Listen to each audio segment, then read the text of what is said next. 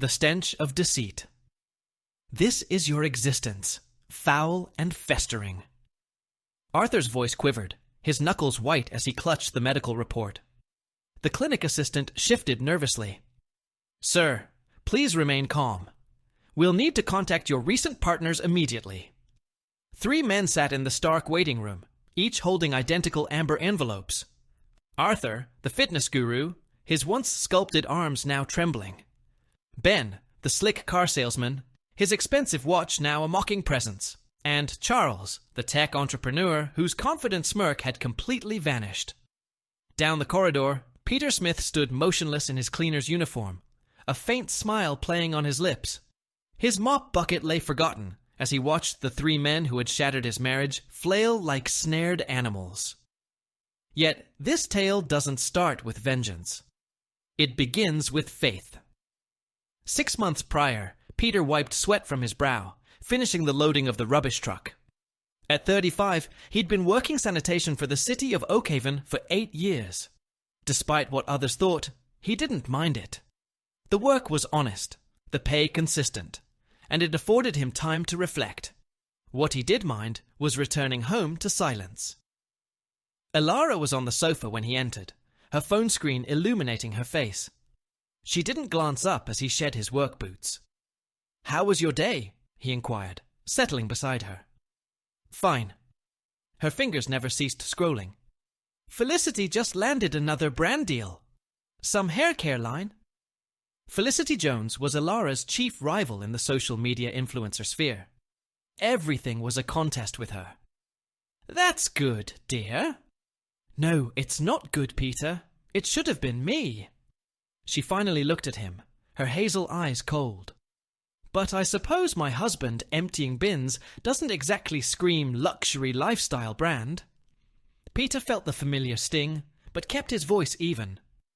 "I thought you valued authenticity. Isn't that what you always tell your followers?" She laughed, but without humor. "Authenticity doesn't pay for this townhouse, Peter, or my car, or anything else we possess." What she didn't know was that Peter had been dabbling in digital currency since 2016, when CoinStack was under $100. What began as a pastime had blossomed into something far greater. His various digital wallets now held over 4 million. He'd never told her. Something about her reaction to his actual job told him she wouldn't comprehend. "I'm going to shower," he said quietly.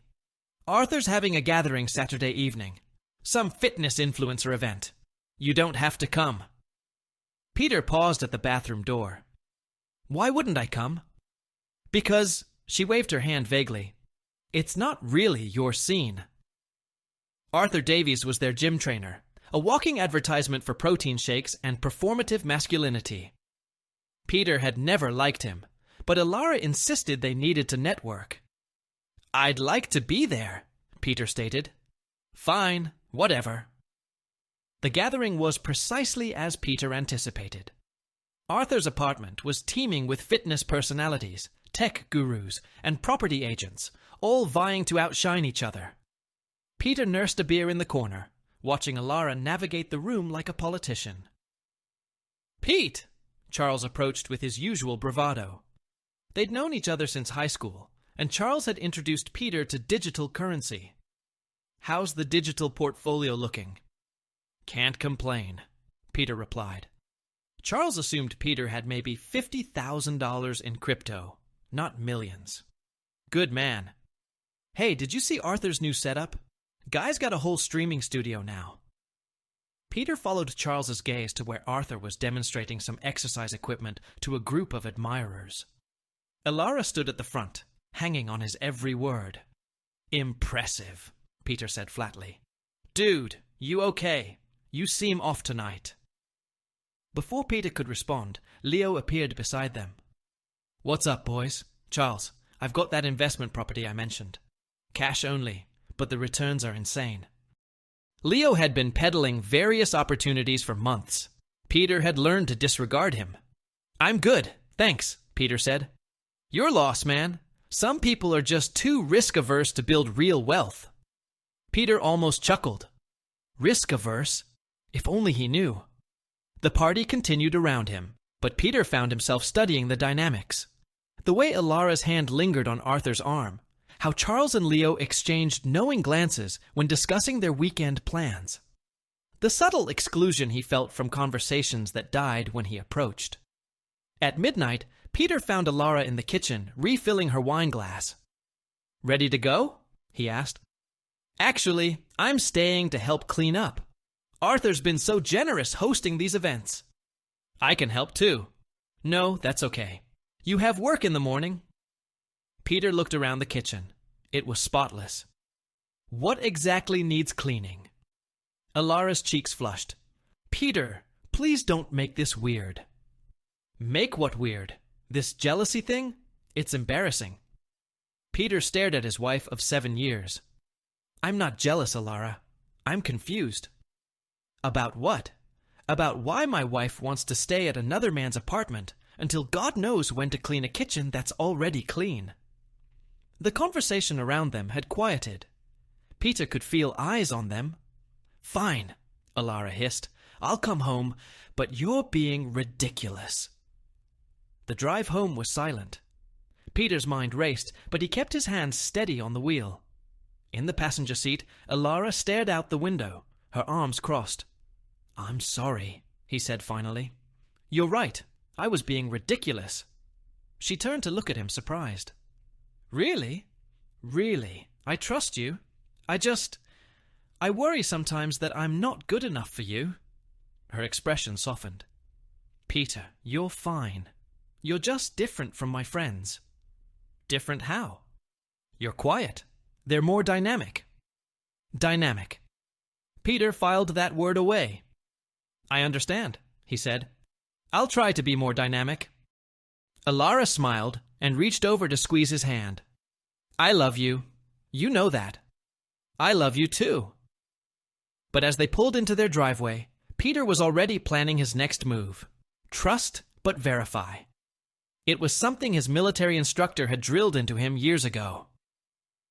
The next morning, Peter bought a small recording device online. Nothing fancy, just a voice-activated recorder that could be hidden easily.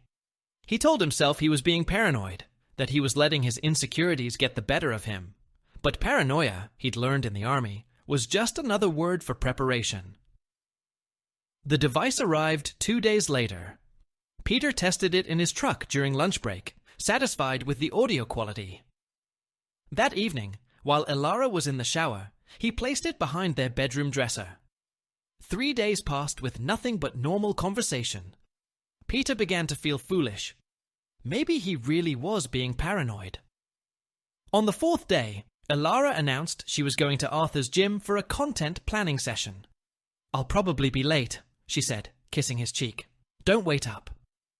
Peter nodded and watched her leave. Then he settled in to wait. At 11 p.m., he heard her car in the driveway. Peter pretended to be asleep as she slipped into bed beside him. The next morning, after she left for a business breakfast, Peter retrieved the recorder. What he heard changed everything. "God, I needed this." Elara's voice was breathless, satisfied. "Me too. I've been thinking about you all week." Arthur's voice was unmistakable. "We have to be careful. Peter's already suspicious." "About what?" "He got weird at your party. Asked why I wanted to stay late." Arthur laughed. "What did you tell him?" "That he was being ridiculous, which he was. Poor Peter. Always there, always silent. Like furniture." They both laughed at that. Peter's hand clenched around the recorder. "Speaking of furniture," Arthur continued, "Charles and Leo are coming over tomorrow night. That thing we discussed, the wellness party. Yeah, you sure you're up for it?" "Are you kidding? I've been dying to try something like that. Peter would never what? You know, he's so vanilla, so predictable." Peter listened to the rest of the conversation, his jaw tight. The wellness party was apparently some kind of group activity that definitely didn't involve meditation or yoga. But it was the next recording that truly broke him. 2 nights later, after another supposed content meeting, Elara came home, and Peter heard her talking to someone on the phone. No, he has no idea, she was saying. He's too trusting, too. What if he finds out? Charles's voice came through the speaker. He won't. And even if he did, what would he do? File for divorce? I get half of everything anyway. Still, maybe we should be more careful. Charles, the man empties rubbish bins for a living. He's not exactly criminal mastermind material. True. Hey, are you still coming to Leo's place Thursday? Wouldn't miss it. These boys' nights are the best thing to happen to my marriage. Peter sat in his truck in the driveway, listening to his wife plan her next betrayal.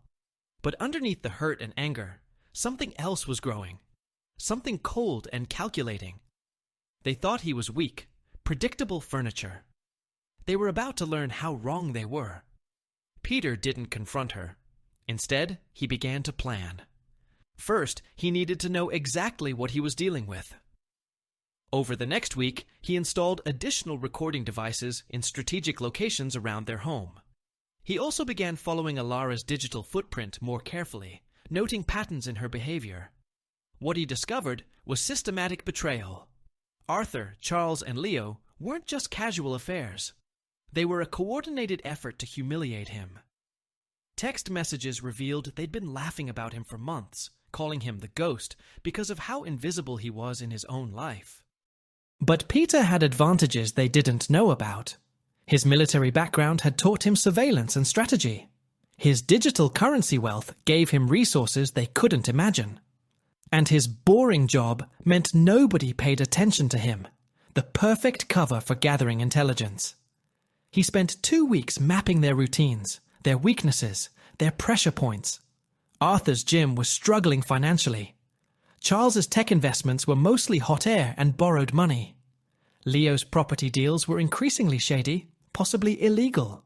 All three men were living beyond their means, desperately trying to maintain an image of success. All three were involved with his wife in increasingly elaborate deceptions. Peter's plan began to form. The first step was creating distance. Peter found a small apartment across town in the city of Riverbend and signed a lease under an LLC he'd established years ago for his crypto investments.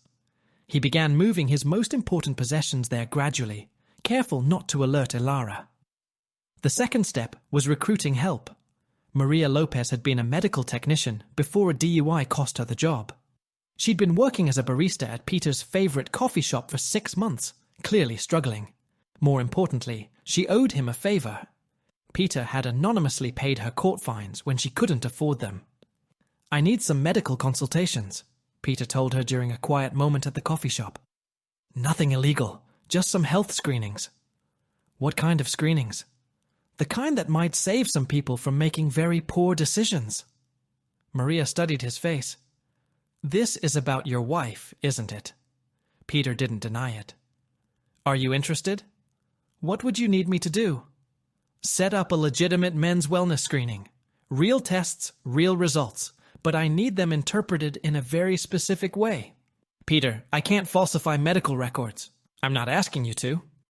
I'm asking you to emphasize certain risk factors, create some urgency around follow-up care. Everything will be medically accurate." Maria was quiet for a long moment. "How much are we talking?" $50,000. Her eyes widened. "Are you serious?" "Dead serious. What exactly are you planning?" Peter's smile was cold. "I'm going to give them exactly what they deserve." The wellness screening was Elara's idea, which made it perfect. "I want to do something different with my content," she announced over breakfast. "Something that shows I care about more than just fitness and beauty." "Like what?" "Men's health. It's underserved, and Arthur thinks it could be huge for my brand." Of course, Arthur thought that. "It's a great idea," Peter said. "Very authentic. I was thinking we could do a whole campaign. Free screenings, maybe partner with local gyms and businesses." "That sounds expensive." "I have some savings." She didn't. "And I'm sure we can find sponsors." Peter pretended to think it over.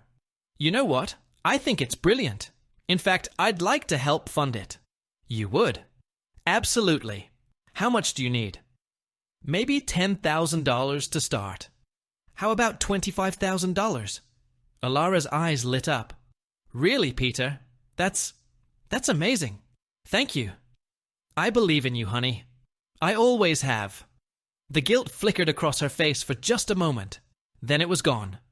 The Men's Wellness Initiative launched 2 weeks later. Elara promoted it heavily on social media, positioning herself as a forward-thinking advocate for men's health. The response was enthusiastic, especially from her male followers.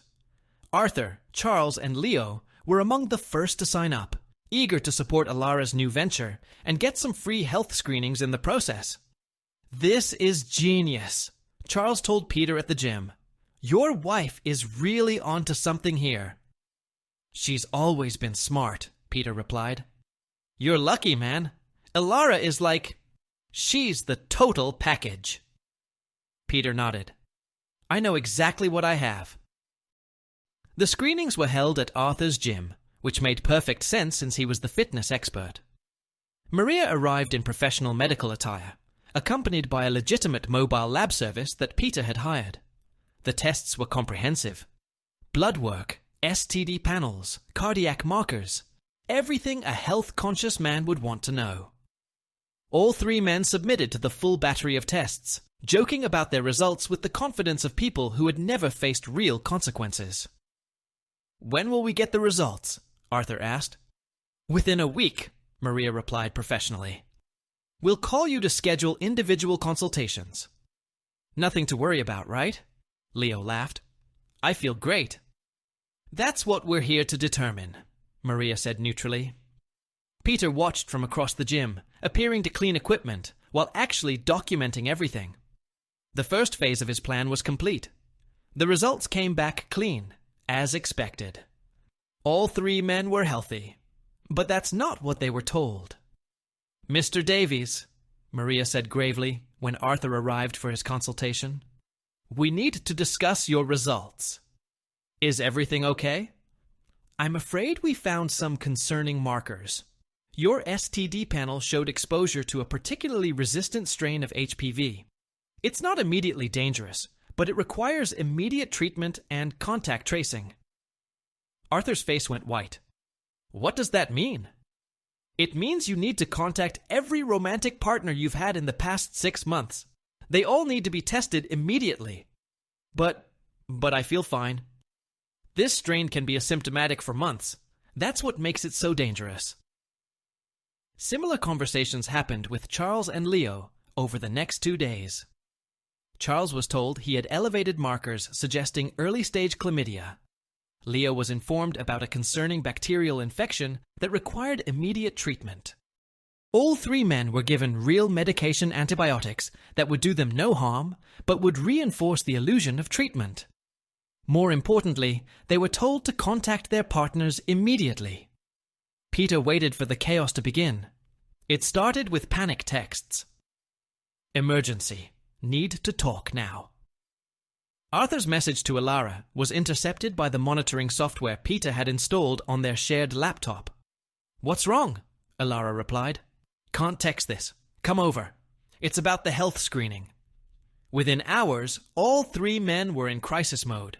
They descended on Arthur's apartment like a war council, discussing their diagnosis in hushed, terrified tones. "How is this possible?" Charles paced the living room.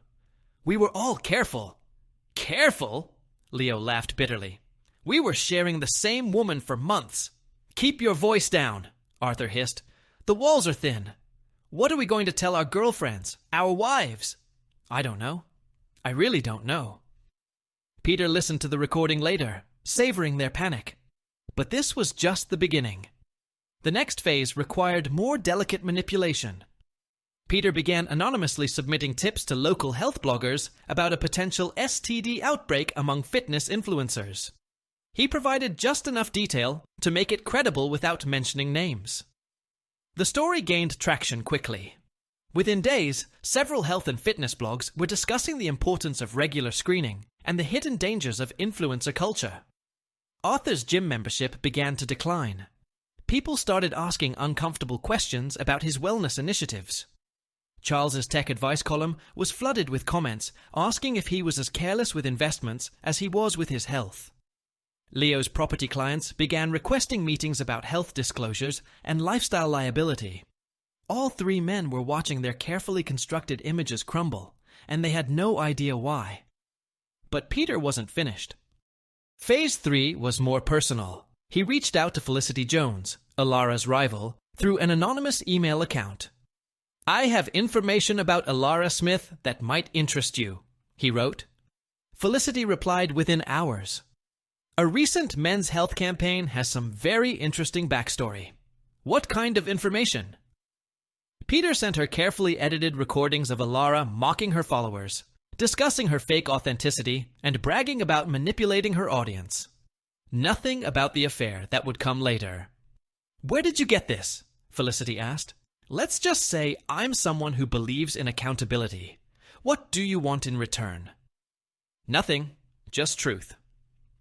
Felicity's response was swift and brutal. She created a video essay about authenticity in influencer culture that featured anonymous quotes from Elara's own recordings. The video went viral within 48 hours. Elara's follower count began to plummet. Brand partnerships were cancelled. Her carefully constructed empire started to collapse. Peter watched it all from his secret apartment, monitoring the surveillance feeds from their home.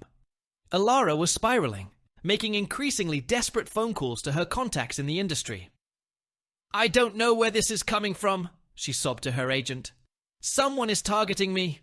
Who would do that? I don't know. Maybe Felicity. Maybe a competitor." Never once did she suspect her quiet, predictable husband. The final phase was the most satisfying. Peter arranged for a follow-up wellness event at Arthur's gym, ostensibly to discuss the results of the screening and address community concerns. He promoted it through Elara's social media accounts, positioning it as a transparency initiative. All three men attended, hoping to rehabilitate their reputations. The gym was packed with influencers, clients, and curious onlookers. What they didn't know was that Peter had planted cameras throughout the building. "Welcome, everyone," Arthur began nervously. "I know there have been some concerns about recent health screenings, and I want to address them directly." "Are the rumors true?" someone called out. "About the STD outbreak?" "There was no outbreak," Arthur insisted. "Just some elevated markers that required precautionary treatment." "What kind of elevated markers?" The voice belonged to a local health reporter that Peter had tipped off. That's confidential medical information." "But you're asking people to trust you with their health." "Don't they deserve to know?" The questions grew more aggressive. Charles tried to deflect by talking about media sensationalism, but he was sweating profusely. Leo attempted to change the subject to the importance of men's health advocacy, but his voice was shaking. Then Peter played his ace. Hidden speakers throughout the gym began playing audio recordings of the three men discussing their shared arrangements with Elara, their mocking comments about Peter, their casual discussions of betrayal and deception. Poor Peter, always there, always silent, like furniture. What if he finds out? He won't. He's too trusting, too. The man empties rubbish bins for a living. He's not exactly criminal mastermind material. The gym fell silent, except for the incriminating voices echoing from the speakers. Every phone in the room was recording. Arthur's face went white. This is illegal surveillance." "Is it?" Peter stepped out from behind the equipment, no longer hiding. "Because I believe everything you're hearing was recorded in my own home with my own equipment." "Peter!" Elara stood frozen near the entrance. "What are you doing here?" "I'm here for the Transparency Initiative, honey. Isn't that what you wanted?" The recordings continued playing, revealing more details about the systematic betrayal, the mocking comments, the casual cruelty. Social media exploded in real time as the audio spread across platforms. "You did this!" Charles snarled. "You really did this!" "I did what?" Peter's voice was calm, almost conversational. "I provided health screenings. I supported my wife's career. I trusted my friends." "You sabotaged us!" "I gave you exactly what you asked for. Transparency." Arthur lunged forward, but Peter was ready. His military training kicked in, and he sidestepped easily, letting Arthur's momentum carry him into a rack of weights. The collision was loud and humiliating.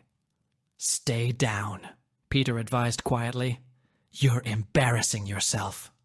Leo was already heading for the exit, but the crowd blocked his path.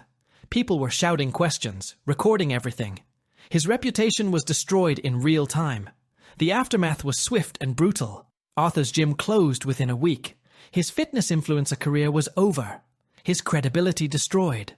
The video of him charging at Peter and falling into the weight rack became a viral meme. Charles's tech advice column was cancelled. His investment clients fled.